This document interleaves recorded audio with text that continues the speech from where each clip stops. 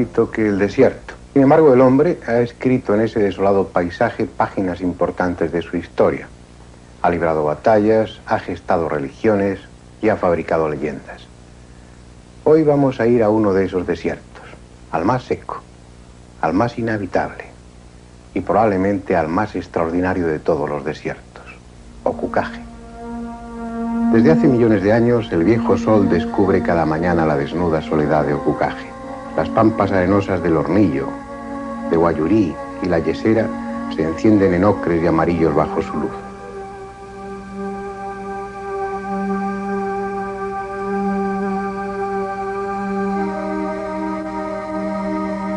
Como tantos otros desiertos, este tuvo un pasado diferente.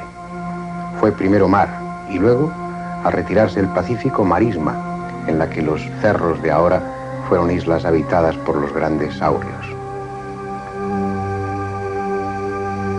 Dicen que el hombre vino a América hace 30 o 40.000 años, por arriba, donde ahora está el estrecho de Bering, y que tardó milenios en llegar a esta tierra torturada y seca del sur.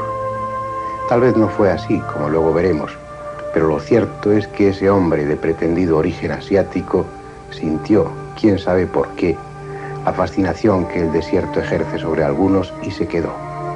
Y aquí sigue, explotando los pobres recursos del oasis, conviviendo con guarangos y palmeras, edificando sus casas de adobe y cañas, haciendo de la arena y el polvo su ambiente, huérfanos de lluvia y, pese a todo, recibiendo de tan pobre tierra el necesario sustento, enganchado a ella generación tras generación, amontonando sus muertos en nichos apiñados como siniestra colmena, sabiendo que este clima conserva los cuerpos para siempre, sarmentosos y secos, como si la tierra no supiera qué hacer con ellos.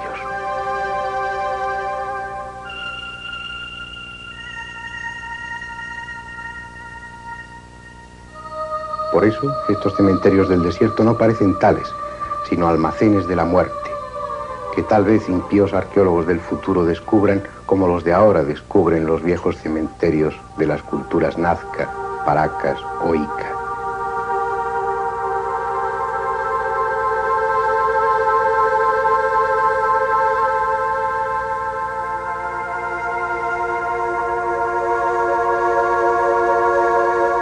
Aquí en Huacachina Seca, en el distrito de Pueblo Nuevo, fueron tractores los instrumentos que el destino empleó para exhumar los restos de otro pueblo amante del desierto.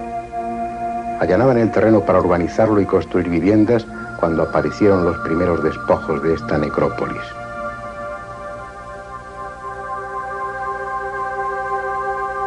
A las pocas horas, los huaqueros, esos profanadores de tumbas antiguas, ya estaban excavando en busca de vasijas, de adornos, de chaquiras, de todo ese material que acompañaba a los enterramientos y que hoy constituye un mercado del que muchos peruanos viven. Cuando los arqueólogos han conseguido los medios necesarios para su trabajo, ya queda poco por hacer. Los huaqueros han saqueado la mayoría de las tumbas sin el menor cuidado. Nosotros pudimos financiar varios días de excavaciones. Teníamos la esperanza de compartir con ustedes el descubrimiento de una tumba intacta, pero no hubo suerte, solo huesos, nada más y nada menos. Viviendo en estas tierras, haciendo de la necrofilia una forma de trabajo, uno termina por insensibilizarse, por no dar valor a lo que más valor tiene. Se aprecia más un vaso funerario que un cráneo, como si hubiera arquitectura mejor recipiente o más noble contenido que el que este cráneo tuvo. En su interior hubo pensamientos, deseos, sentimientos. Fue el receptáculo de una inteligencia, de una individualidad, quizás de un alma, si es que tal cosa existe. Su destino, vacío ya de ideas y de afectos, será el sombrío almacén de algún museo. No es siquiera un cráneo especial que merezca un lugar en las vitrinas, como este, 150 centímetros cúbicos más capaz que un cráneo normal. La deformación artificial no se acompaña de aumento en la capacidad, así que debe pertenecer a un gigante, o a un hombre común al que la suerte concedió un cerebro mayor de lo normal, sin que su probable incremento de inteligencia le deparase mejor destino que el de curiosidad para pasmo de turistas. Es uno de los muchos extraños hallazgos producidos en torno a este desierto, en las necrópolis que excavaron algunas de las culturas más fascinantes de América. Hallazgos curiosos, arqueológicamente apasionantes y a veces humanamente estremecedores, como esta mujer, muerta de parto hace 1000 años, momificada con su hijo nonato envuelto en un paquete que ella sostiene en el regazo. No hay quizás maternidad más trágica ni más tierna en museo alguno.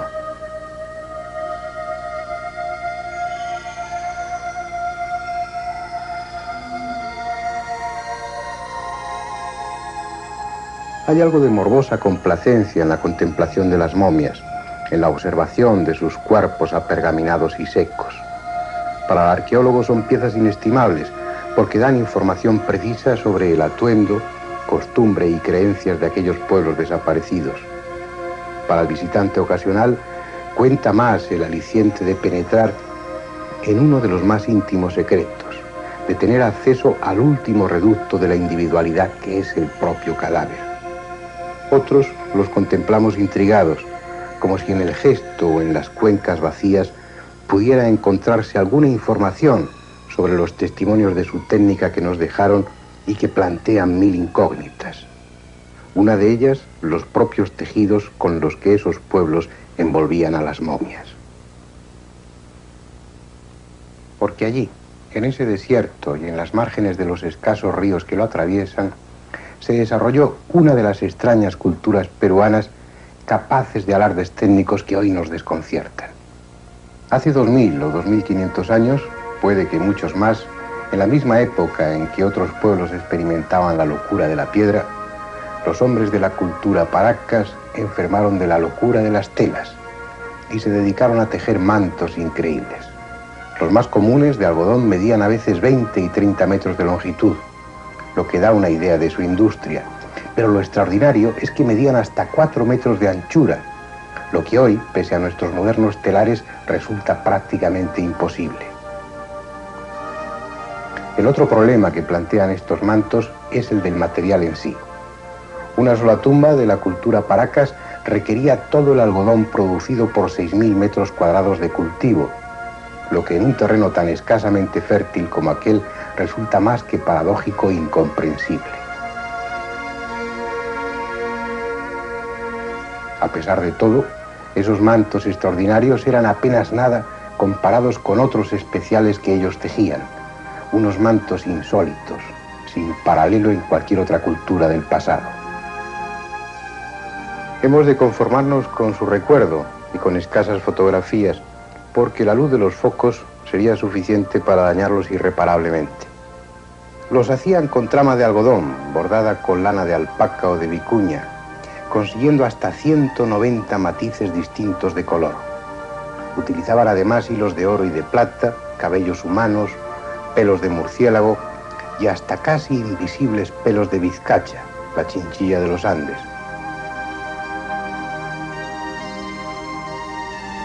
En esos mantos plasmaron una mitología incomprensible. Están poblados de extrañas criaturas, de seres grotescos a medio camino entre el hombre y el mono, en insólitas posturas, flotando ingrávidos o precipitándose desde lo alto. Esa cultura de insensatos tejedores, conocida como la cultura de Paracas, fue también la responsable, o al menos eso se cree, de uno de los enigmas que más tinta han hecho correr en los libros que tratan sobre el pasado de América, el llamado Candelabro de los Andes.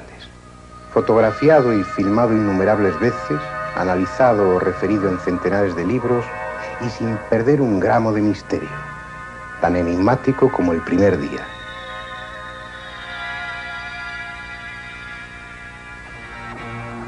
Está en las inmediaciones del desierto, dibujado o excavado en una duna de la punta Pejerrey, en la costa de Pisco, visible desde el aire y desde el mar, como si quienes lo trazaron hubieran tenido claro interés en que no pasara desapercibido. Mide 183 metros en su parte más larga y las líneas que lo forman tienen 5 metros de anchura y apenas 50 centímetros de profundidad. No ha costado gran trabajo realizarlo. Simplemente excavar en la arena y amontonarla a los lados. pero nunca llueve intensamente y las frecuentes brumas cargadas de sal han formado una costra superficial que lo protege. Puede tener 1000 años o 10.000. Nadie lo sabe, como nadie sabe qué representa. Para unos es un tridente, para otros un cactus. Sin embargo, es conocido como el candelabro, pero es probable que nada de eso sea. Las irregularidades en sus brazos sugieren un cactus esquematizado, pero entonces, ¿qué significan los dos tirantes que unen las ramas laterales a la central? Y si es tridente, ¿por qué esas ramificaciones secundarias? Tal vez sea una representación del árbol de la vida, ese puente simbólico que une al hombre con la divinidad, o el aviso que señala un terreno prohibido, un espacio tabú, o el emblema de un imperio desaparecido.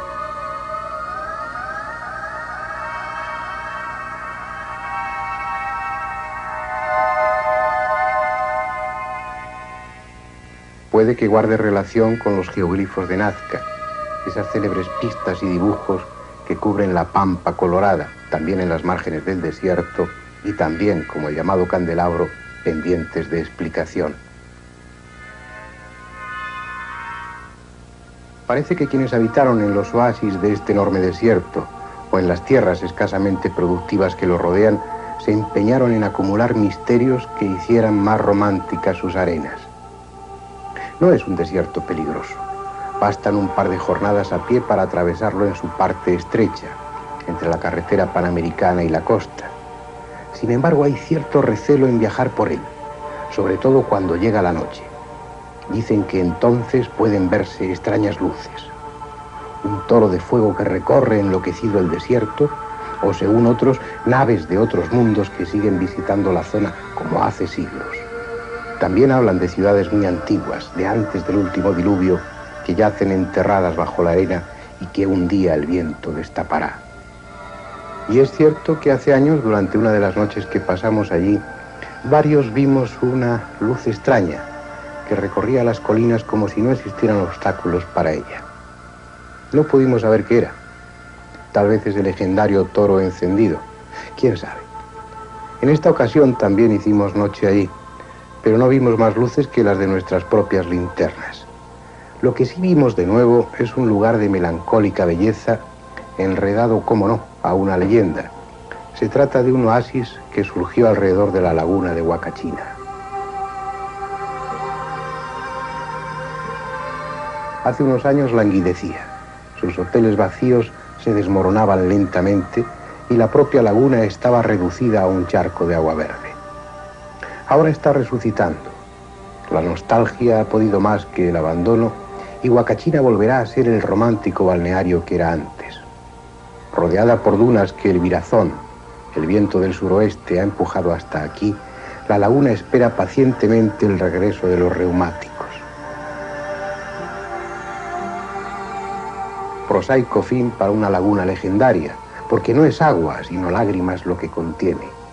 Las derramó una doncella inca por la muerte de su amante. Y no es laguna, sino tumba, porque esa misma doncella, acosada por un cacique lascivo, se arrojó al agua, que eran sus lágrimas, defendiendo su honestidad.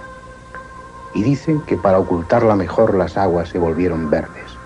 Allí estará aún la Virgen Inca, en el fondo de la laguna, unido su destino al de Huacachina, sin morir del todo mientras haya alguien que recuerde la leyenda.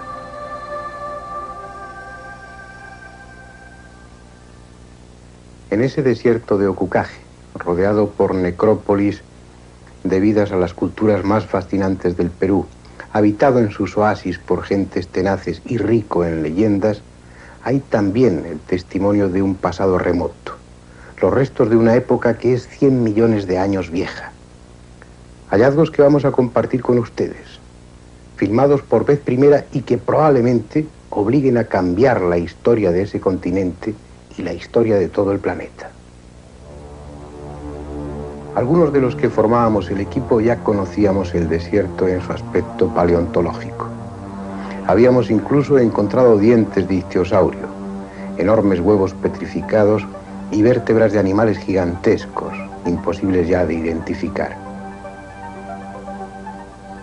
En esta ocasión íbamos acompañados por el doctor Cabrera, el protagonista del apasionante y controvertido tema de las piedras de Ica. Según él, en esas piedras, supuestamente grabadas por una remotísima humanidad que convivió con los saurios hace 100 o 150 millones de años, está indicado que muchos de esos animales, considerados como reptiles, no fueron tales, sino anfibios, y por tanto no nacían de los huevos totalmente formados, sino que sufrían después una metamorfosis hasta llegar a su forma definitiva, como sucede con las actuales ranas. Él nos guiaba para mostrarnos en un cerro del desierto lo que pensaba que era el fósil de una larva de dinosaurio. El camino ascendente nos dejaba ver distintos estratos geológicos, diferentes formas minerales que sugerían una época de convulsiones, de grandes cataclismos telúricos. Al fin llegamos al lugar señalado por Cabrera. Allí, marcado con unas lajas de piedra caliza, estaba el fósil. Pertenecía a un animal fusiforme, un pez, o como sugería el médico de Ica, la larva de un viejo saurio.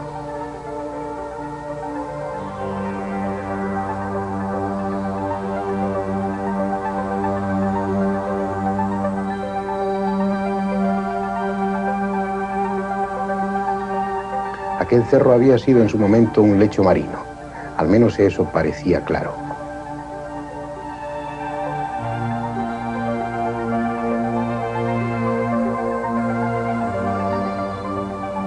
Aún más arriba encontramos lo que parecían huevos de grandes saurios. No se trataba de bombas volcánicas y estaban agrupados. Además, huevos petrificados de esa época remota son frecuentes en aquella zona.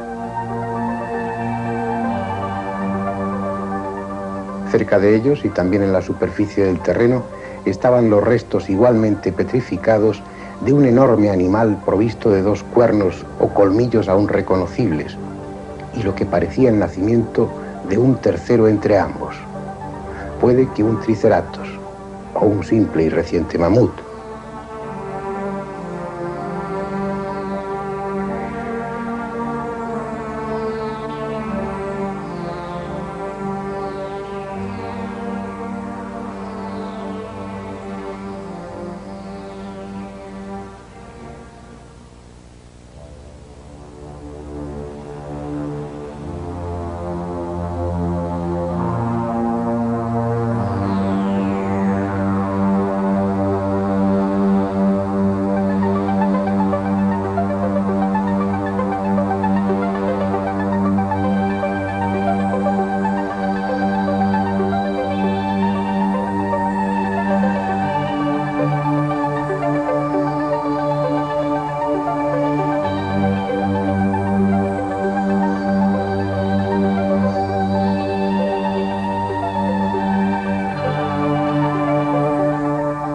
Pocos minutos después descubríamos otro fósil.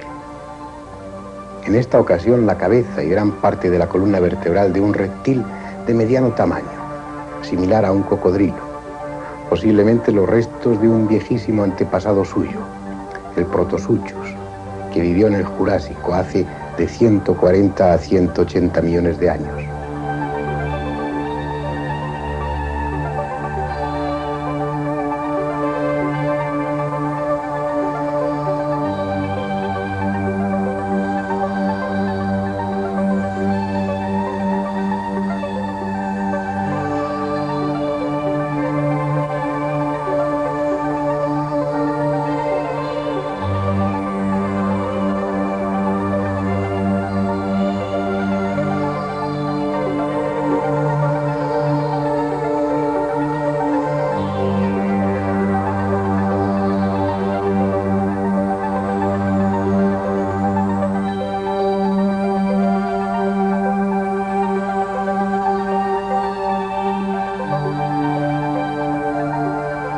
Y aún en una quebrada cercana, la erosión había dejado al descubierto el fósil de un animal gigantesco que no pudimos identificar.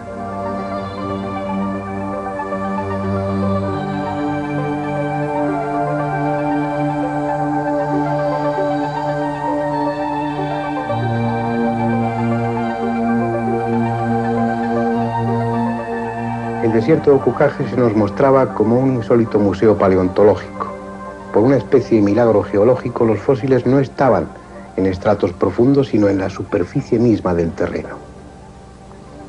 Que en un espacio de menos de 1 kilómetro cuadrado pudiésemos encontrar los restos de diferentes animales extinguidos hace 60 o 70 millones de años era algo difícil de imaginar. Algo que no habríamos creído si fuese otro el que nos lo contase. Como tampoco habríamos creído que en ese lugar veríamos lo que ustedes van a ver a continuación. Formando parte del mismo estrato que los otros fósiles y por tanto de la misma época, encontramos los restos petrificados de un hombre. Aunque prácticamente deshecho, la columna vertebral y algunos huesos largos eran perfectamente reconocibles. Un hombre o un homínido muy evolucionado que convivió con los grandes saurios.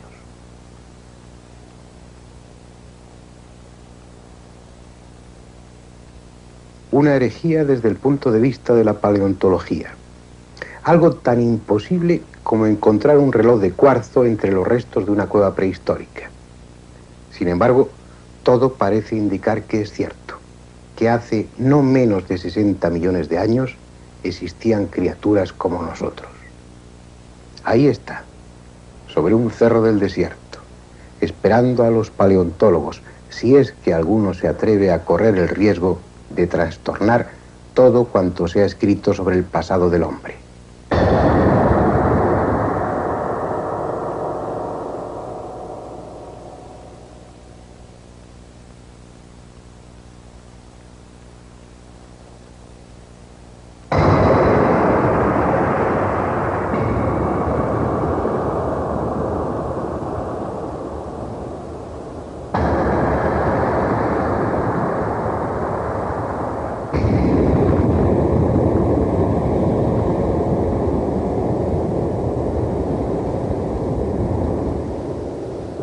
Es seguro que en esa tierra calcinada y seca hay más restos semejantes. ¿Quién sabe cuántos misterios encierra aún ese desierto, tan cercano, tan accesible y tan desconocido?